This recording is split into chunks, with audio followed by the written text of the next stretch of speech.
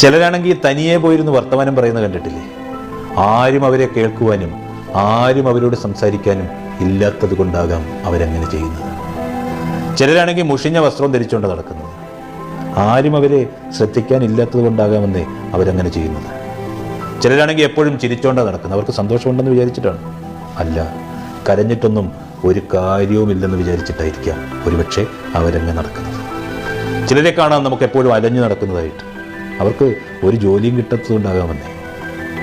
ഈ കണ്ണും കരളും ഉണ്ടേലും ചിലർ നിസ്സംഗം.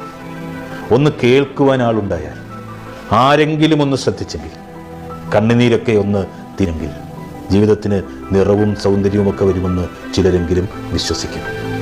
ഈ ജീവിതമൊക്കെ അങ്ങനെയാണ്. ഈ സോമിജി പറയുന്നത് എത്രത്തോളം ശരിയല്ലേ? ആരും ചിന്തിക്കാത്ത കാര്യങ്ങൾ അത് കണ്ടുപിടിച്ച് പറയുന്നത്. അപ്പം നമ്മുടെ സോമിജിയുടെ വാക്കുകളും എൻ്റെ വീഡിയോ ഇഷ്ടപ്പെട്ടാൽ ചാനൽ ഒന്ന് സബ്സ്ക്രൈബ് ചെയ്യാൻ മറക്കല്ലേ കേട്ടോ.